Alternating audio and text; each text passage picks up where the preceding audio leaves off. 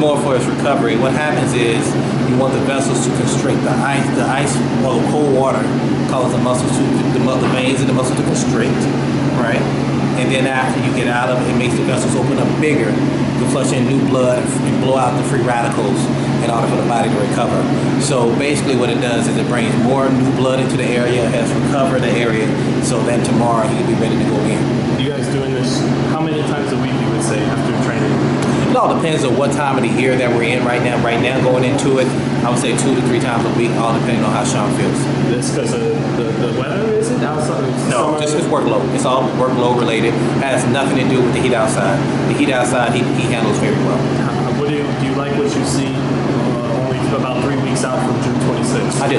I think that we're definitely shaping it into the place we need to be. And like every championship coach and championship athlete, they're both shaping the place right on top. Kenny's doing some great work and Shawn's responding well to it. So. Can I ask you to please compare maybe how his preparation is right now compared to the Broner fight?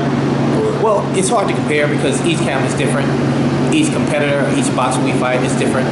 So it's hard to compare what we're doing now opposed to what we were doing then because we're preparing for a specific fighter. But I can promise you that we're training hard enough to get the same result. So, and there's no way he's one of the best conditioned fighters in boxing, right? There's no way he doesn't have 12 hard rounds in him.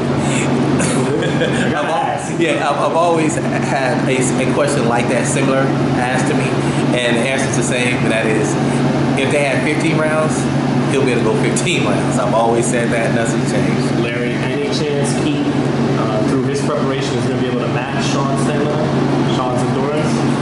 It doesn't matter what Keith does. You know, what Keith needs to be more concerned about is what Shawn Porter's going to do. Keith can do whatever he likes. It doesn't make a difference to us. Our game plan stays the same. Our training stays the same. I personally have watched Keith for over 2 years. I've watched so many fights of him. I actually scouted Keith a year before we was even thinking about fighting Keith, just to pay attention. And that's part of what my job is. So I'm not concerned about anything that Keith needs to do. I'm more concerned about us doing the things that Shawn Porter needs to do. Last question, do you guys? This is the rights. This is the rights. All right. Blue glass.